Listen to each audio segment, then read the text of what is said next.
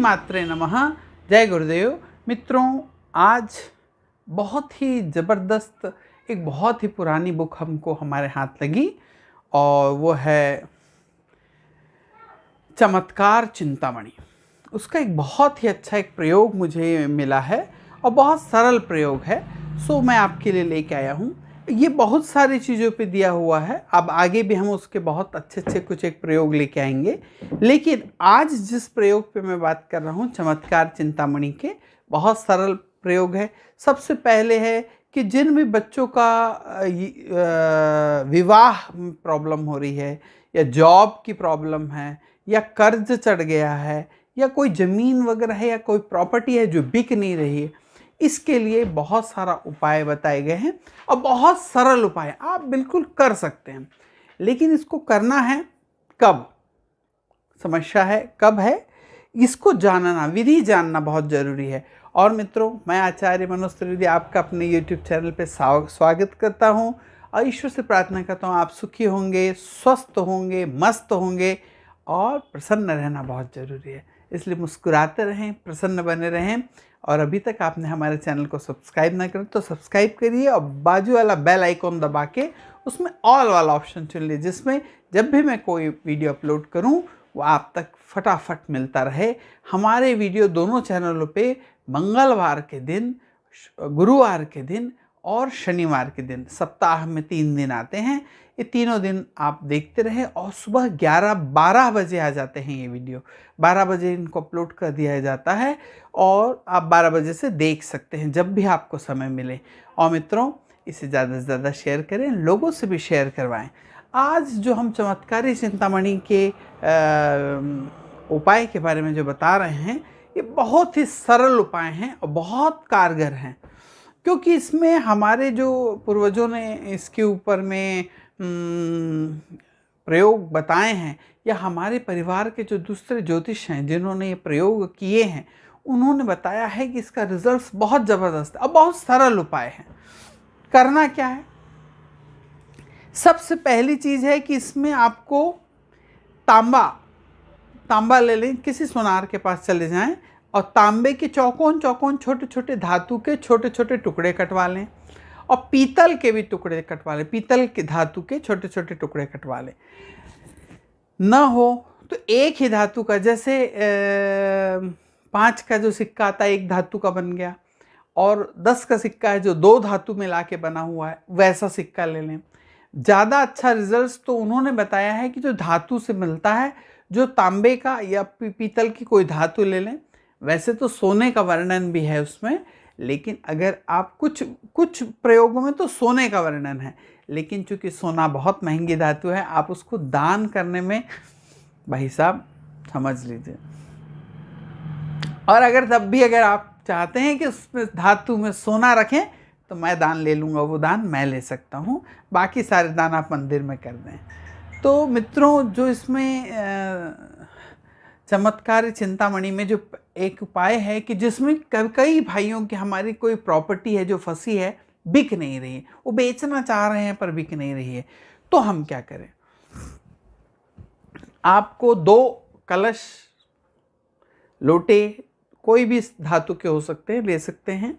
ज़्यादा अच्छा है पीतल या कांस के हों, शुद्ध धातु है, पूजा पाठ में इसका बहुत महत्व है, ये ले लीजिए। एक तांबे का लोटा, और कांस का एक लोटा और एक तांबे का ले लीजिए। जो तांबे का लोटा है इसको आपको पूर्व दिशा में रखना है और जो कांस का लोटा है आपको इसको एक्यूरेट पश्चिम दिशा में रखना है। आप आजकल तो गूगल बाबा के ऊपर में सारी चीज़ उपलब्ध है, पूर्व पश्चिम उत्तर दक्षिण आपके घर का कहाँ है, किस दिशा में है, वैसा निकाल के एक स्ट्रेट लाइन समझ लें कि कहाँ आएगा वो पॉइंट। फिर उसके बाद में आपको करना है, जो पूर्व दिशा का जो कोना है आपका, जहाँ पे आपका पूर्व आ रहा है, उस दिशा में आपको एक तांबे के लोटे में जल, शुद्ध जल भरना है और उसमें एक धातु, यानी इस दिशा में अगर आप एक धातु तांबे का एक छोटा सा टुकड़ा उसके अंदर डाल देते हैं और उसको पूर्व दिशा में अगर रख देते हैं, उस लोटे में जल भर के अपनी मनोकामना बोल के कि मेरी ये फला नाम की प्रॉपर्टी, अपना नाम और गोत्र बोल के जब आप रखें तो उसमें 3 बार विष्णु विष्णु विष्णु इसका जरूर वो कर लें। या तो जो संकल्प लेना जानते हैं अपने क्षेत्र का, अपने स्थान का नाम, अपने पिता का, अपना गोत्र, और किस कार्य के लिए आप ये रख रहे हैं। ओम विष्णु विष्णु विष्णु। जैसे अभी ये चल रहा है वैवस्वत मन्वंतरे, कलयुग चल रहा है, कलयुगे हम लोग रह रहे हैं जम्बूद्वीपे। अब अगर आप बॉम्बे रह रहे हैं तो बॉम्बे शहरे, नदी अगर आसपास में है मान लीजिए तो उस नदी के तीरे, गंगा जी के किनारे तो गंगा तीरे। अपना नाम बोलिए, अपना गोत्र बोल लीजिए। किस कार्य के लिए? मेरे को मेरी फला प्रॉपर्टी जो इस जगह में है, इतने स्क्वायर फीट की है, ये प्रॉपर्टी बेचना है, जो मेरे नाम है या मेरे पिता के नाम है या मेरे भाई के नाम है, माँ के नाम है, जिसके नाम है उनके नाम में प्रॉपर्टी, पूरा विवरण पूरा बोल के उस कलश के आप पूर्व दिशा में इस कलश को जल पूरा ऊपर तक ऐसा भरें कि बिल्कुल छलकने वाली स्थिति आ जाए। इतना भरना है आपको, थोड़ा भी खाली ना रहे। रख दें और कुछ कम पड़ता तो धीरे धीरे उस पर डालें कि बिल्कुल लेवल पे ना, भाई साहब इतना सा डालेंगे तो छलक जाएगा, बहने लगेगा। इतना ऊपर तक टिप भर के रखना है आपको। और जो कांस का लोटा है उसको आपको पश्चिम दिशा में रखना है। अब इस दिशा में आपको एक तांबा और एक पीतल, ये दो धातु का जो छोटे छोटे टुकड़े हैं इसमें डाल देना है पानी के अंदर। वैसे ही मनोइच्छा, वैसे ही मनोकामना रख के आपको इसको पश्चिम दिशा में रखना है। वैसे तो इसमें आप सिक्का भी डाल सकते हैं, लेकिन सिक्का न डाल के इस धातु का इस्तेमाल करें। पूर्व दिशा के रखे वाले जो लोटा है उसमें स्वर्ण का इस्तेमाल करना चाहिए। तो अगर आज के समय में स्वर्ण धातु बहुत महंगी है, अन्यथा तो प्रयोग ही बहुत खर्चीला हो जाएगा, तो आप इसमें तांबा भी डाल सकते हैं, क्योंकि पूर्व दिशा सूर्य की दिशा है और इस दिशा का शुभ जो धातु है वो तांबा है, तो आप तांबा डाल सकते हैं। और अगर आप इस प्रयोग को आपको कब चालू करना है, इस प्रयोग को आपको कभी भी मंगलवार के दिन चालू करना है। वैसे इसके बहुत सारे दिन और वार भी हैं, लेकिन मंगलवार से इन प्रयोग को किया जा सकता है। ये सभी प्रयोगों को जो मैं बता रहा हूँ ये मंगलवार के दिन से किया जा सकता है।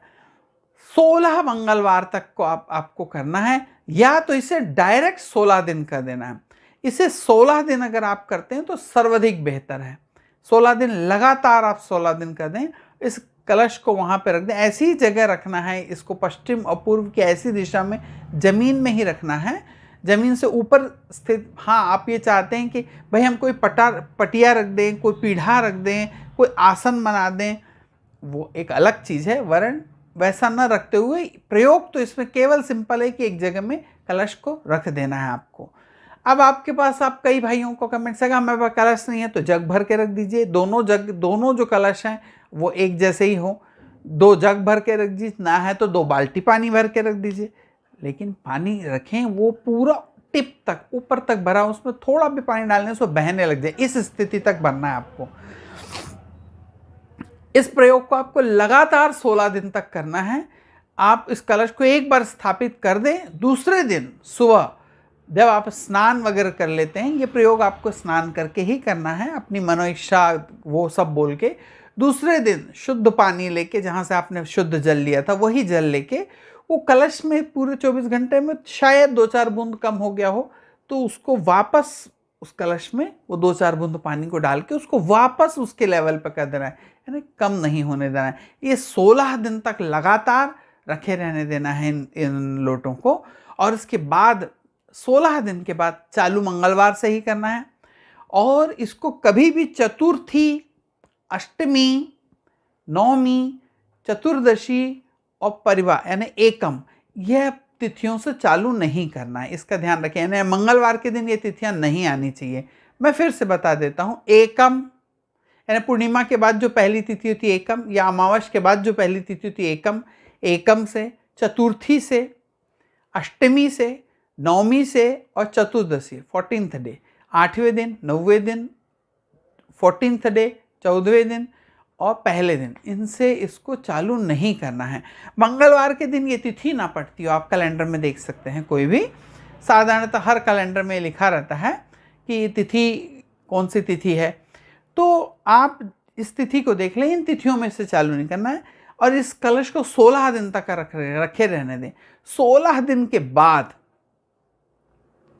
जो पूर्व दिशा वाला और पश्चिम दिशा वाला कलश है, इसका जो जल है कलश को ही ले जाके उसको बड़ के पेड़ में आपको ये जल को चढ़ा देना है और जो धातु आपने इसके अंदर डाली है ये वहीं समर्पित कर देना है। लेकिन भाइयों और बहनों, अगर आप इसमें सोना चढ़ा रहे हैं तो मेरे घर पहुंचा देना है, ये आपको बता दे रहा हूं मैं। ये सोच लेंगे कि उसकी दक्षिणा से ही अगर कोई सोना देना चाहता है तो ऐसा वहीं झाड़ के नीचे न रखें, ब्राह्मण को दान कर दें, शुभ कल्याण शुभ आशीर्वाद प्राप्त होगा। अब दूसरा हमारा जो प्रयोग आता है वह आता है विवाह का प्रयोग। तो मित्रों, विवाह के लिए वैसे ही हमको 2 लोटे रखना है, कलश रखना है। पूर्व में तांबे का, पश्चिम दिशा में कांस का।